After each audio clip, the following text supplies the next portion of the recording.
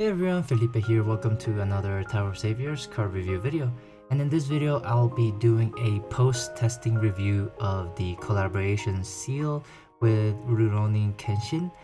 And it's been a couple weeks. The seal has been out, power release has been out, and I've had the chance to play with them and test them out. And some of my thoughts have actually changed. So I just wanted to let you know what I think about this seal and let you know whether it's worth getting it or not.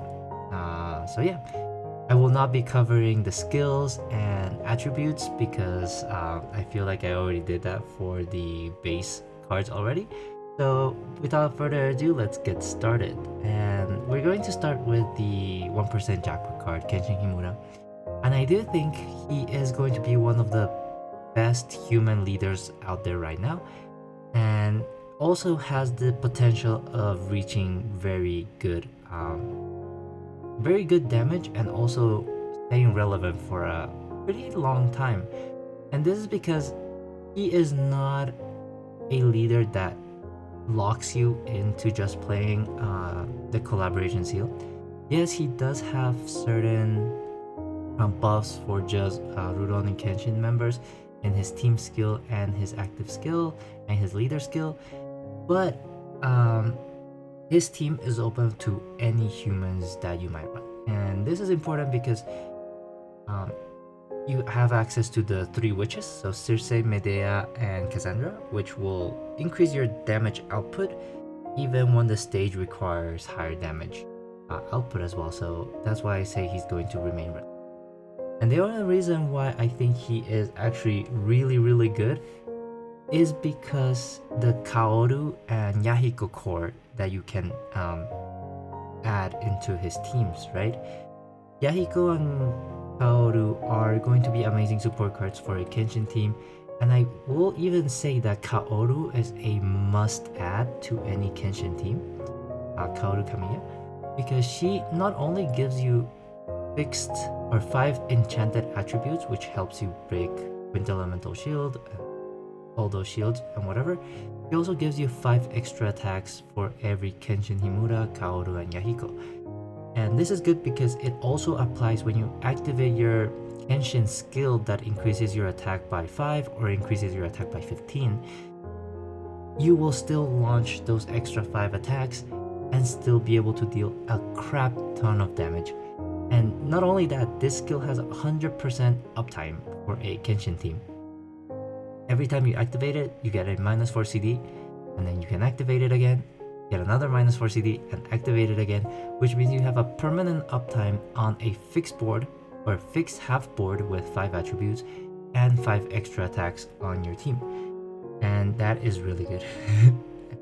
And because this is going to help you break Quintet Shield, it's going to help you break those 5 or more attribute group shield, different attribute different attribute combo shields, which is new, and a lot of other annoying shields that you might have. And Yahiko is there for whenever you have combo nullifying, whenever you have undissolvable runes, things like that. It helps you explode that 1 row and generate enchanted human runes of that attribute. It gives you a 1.8 attack increase, and it's also 100% uptime on a Kenshin team. So you can activate Yahiko and Kaoru every time, and Kenshin is going to deal a lot of damage. And also, Kenshin is going to be, in my opinion, very relevant because of his active skill.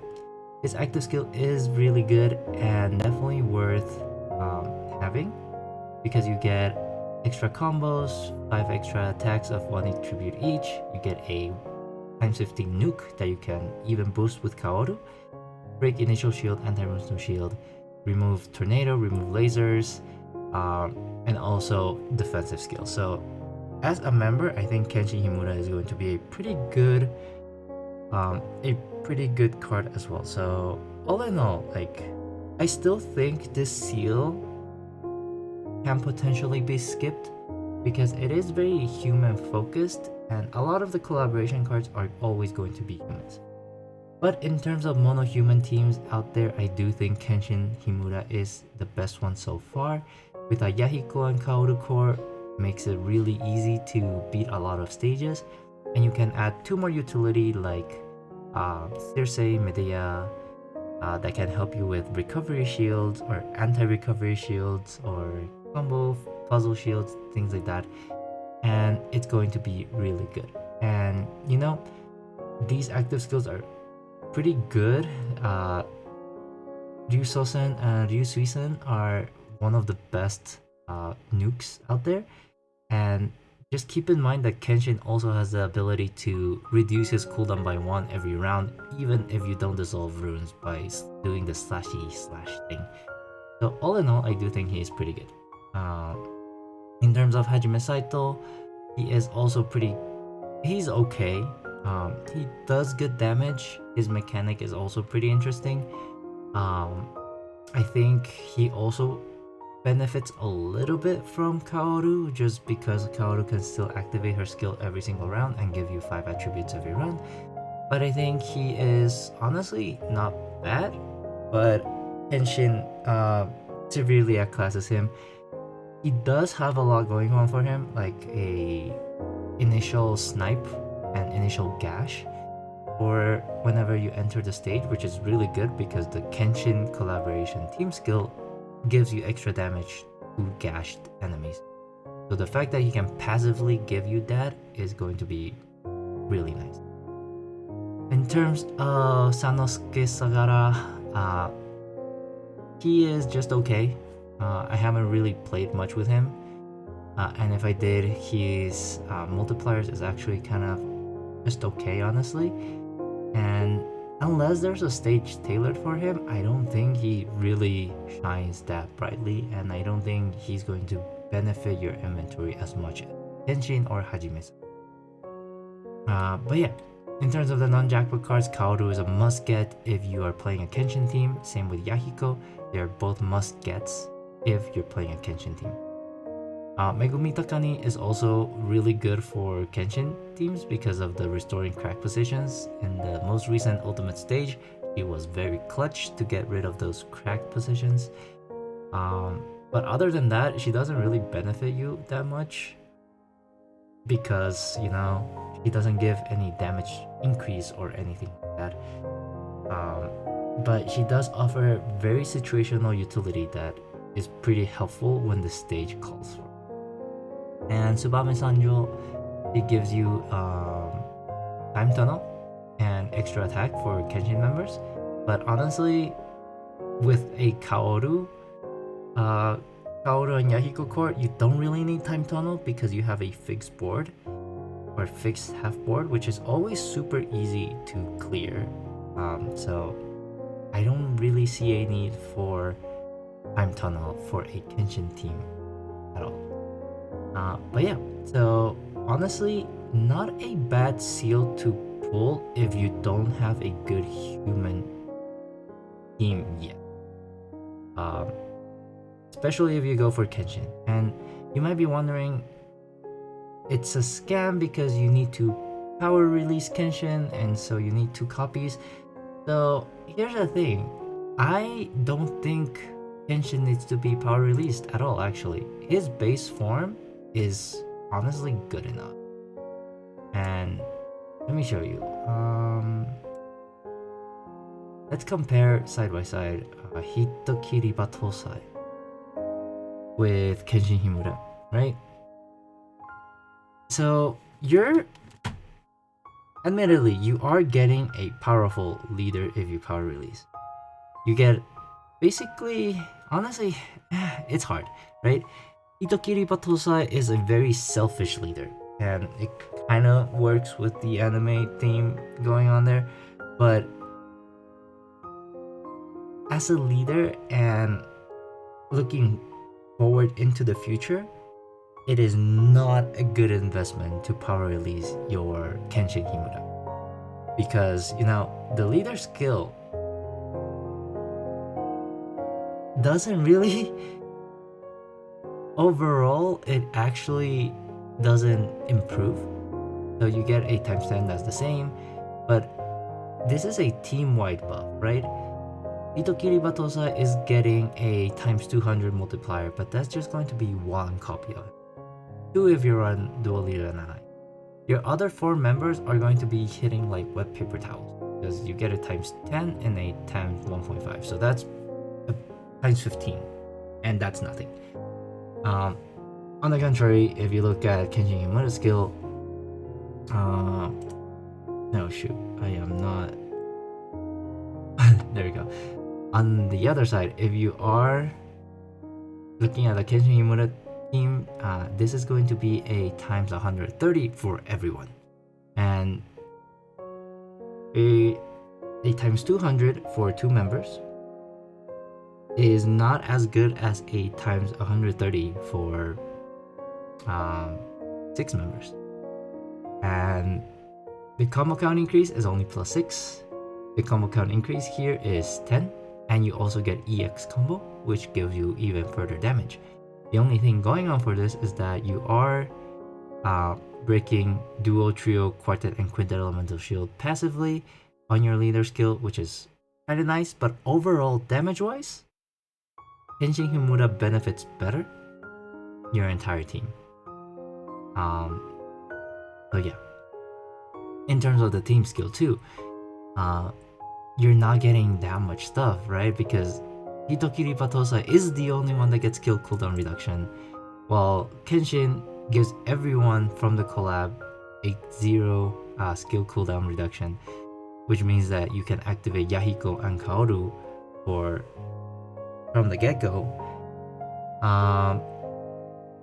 I will admit Hitokiri Batosa has more shield break potential and has easier time breaking annoying shields, but it's not here. You break cross-shaped and fixed combo shield, which, yeah, being able to break cross-shaped shield is nice and very useful nowadays, because Madhead has been including very annoying cross-shaped shields recently. But other than that, what do we have here? We have dodging, yeah, and that's it. And then hyperstate, recover HP, laser, sticky burning and smog. So, it's good utility, it's just not super good. Like, enough to want to get rid of your base form Kenshin Himura. And the reason why I say that is because Kenshin also breaks fixed combo and puzzle shield with a very easy condition, right? And also you can stun the enemy, and you get cooldown reduction every round and a 2.5, but you also have damage reduction potentially, or snipe included in your passive team skill, or conversion, right?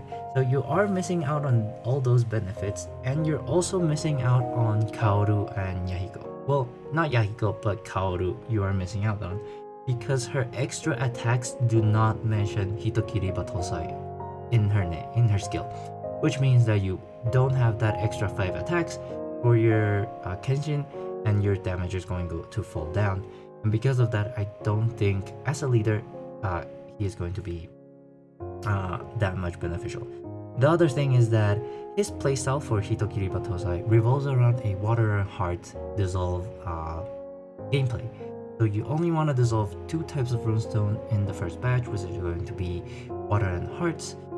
If you trigger character runes, you are able to get rid of those. You can generate water and heart runes only. But here's the thing, there are so many annoying shields nowadays that you want to have the flexibility of dissolving everything. If you only dissolve water and hearts, you are opening yourself up to be hard countered by different attribute combo, which is like the one where you have to do 5 combos of different attributes, or 7 attributive group shield, which is where you have to dissolve 7 groups of attributive runestones to deal damage, and that does not include heart runes. Quintet Elemental Shield, which, well, doesn't really matter. Water Block or Heart Block, if the enemy has a way to prevent you from dissolving water or hearts. It is also going to damage you. Um, you know, it's honestly very restrictive, and I don't think it is worth power releasing it. Moreover, his active skill pales in comparison to Kenshin Himura's skill. Hitokiri Batosai also has a CD6 skill, has a sniper, has damage increase, and ignores initial and puzzle shield, and a fixed board as well, but it doesn't compare to the sheer flexibility of Kenshin Himura and his original active skill. Not only can you launch attacks of 5 at different attributes, which Hitokiri Batosai does not have, and we all know in the game there is a shield that requires you to deal 5 attributive attacks before you can deal damage. That's going to counter Hitokiri Batosai. Times 6 attack bonus is nothing compared to a times 15 attack bonus that also breaks initial and anti-restore shield. Yeah, basically, it's not really worth it to power release your Kenshin Himura into Hitokiri Batosai, which means that for all intents and purposes, you only need one copy of Kenshin Himura, and you only need to get to Heart Pity once. I will say, if you do have multiple Hitokiri Batosai, everything I said does not apply, and that team deals a lot of damage. But realistically, you're not going to have multiple Hitokiri. But yeah. So in terms of Kenshin PR power release, no, don't do it. I promise you will regret it if you power release him, because future-wise, every leader is going to fall out of the meta no matter what. And Hitokiri Batosai is one of those classic examples where the leader deals a lot of damage and the team is good, but it is only going to be relevant for a very short amount of time. Meanwhile, Kenshin has so much utility and so many ways of improving his damage through Kaoru or the witches that I do think he is going to stay relevant for longer, one, and his active skill will also see play in the future as well. So definitely worth keeping Kenshin, or going for Kenshin even, if there's nothing you want to pull for coming up.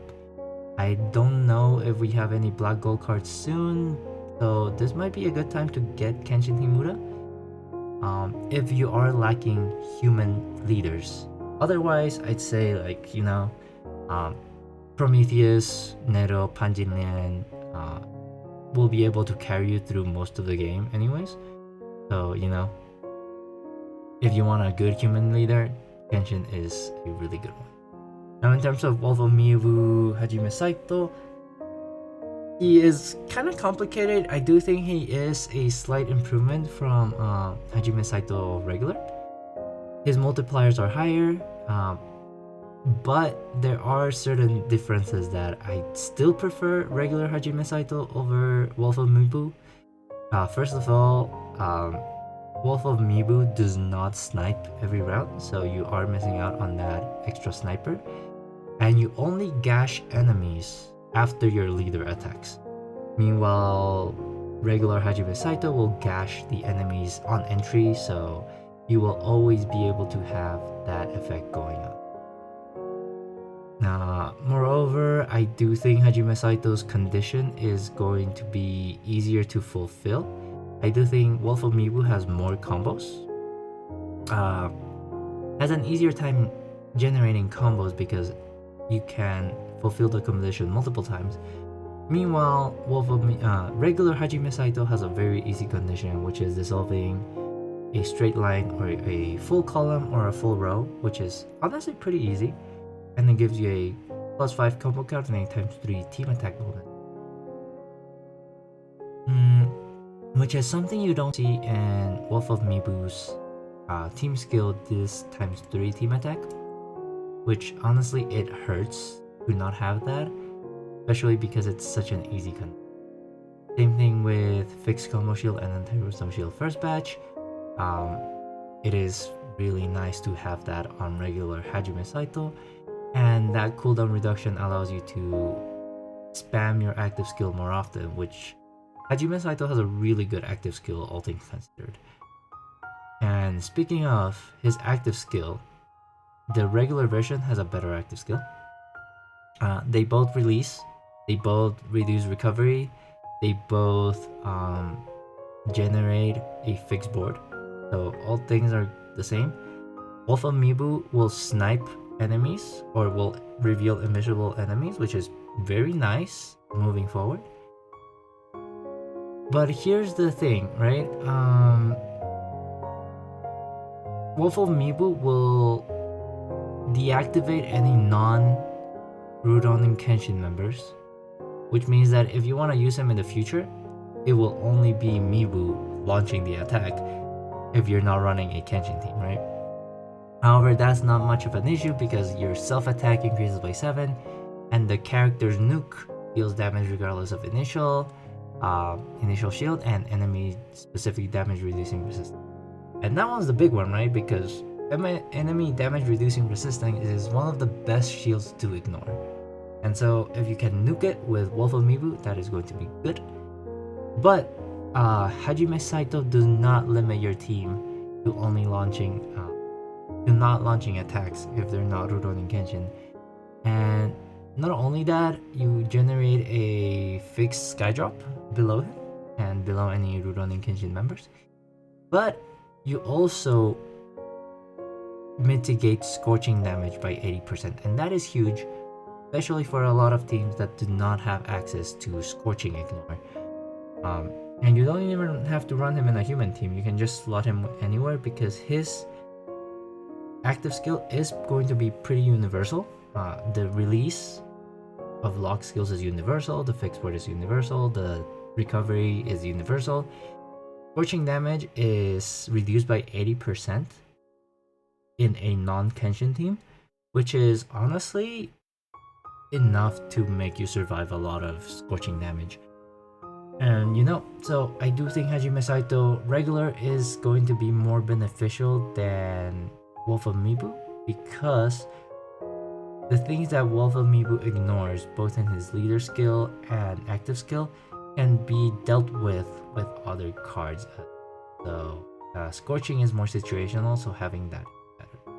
So again, I also think that not power releasing your Hajime Saito is going to be better in the long run for your members, thinking about in the future when they fall off the meta.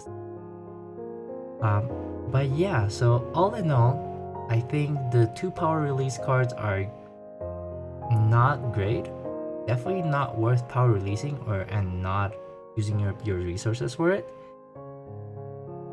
If you have the resources for it, or if you got lucky and got multiple copies of Hajime Saito or Kenshin Himura, I do think it's worth getting 1 power release just because. But overall, I do think that keeping your Hajime Saito and your Kenshin in their base forms is going to be more beneficial for you in now and in the long run as well. But yeah, so yeah, after testing them, this seal is actually kind of fun. And a Kenshin Himura team with a Kaoru and Yahiko core is really fun and really easy to use. Like, insanely easy to use, and helps you clear a lot of stages really easily. So definitely worth giving it a try, and I do think it's worth spending the diamonds for a Kenshin. Again, because I said they are the best human teams out there, and I do believe Kenshin will stay relevant for a pretty long time, honestly. The other ones, not so much, but if you're going to definitely get them on the way to a Kenshin, so might as well get them. But yeah, that's all I wanted to say about the seal. Please let me know in the comments if I missed something or if I said anything wrong. And as always, stay tuned on my YouTube channel for more Tower of Saviors content. But for now, stay safe, stay healthy, and I will see you next time. Bye everyone! 在漩涡之塔相遇，召唤出惊喜，让生活充满乐趣。歌曲迎来最初旋律。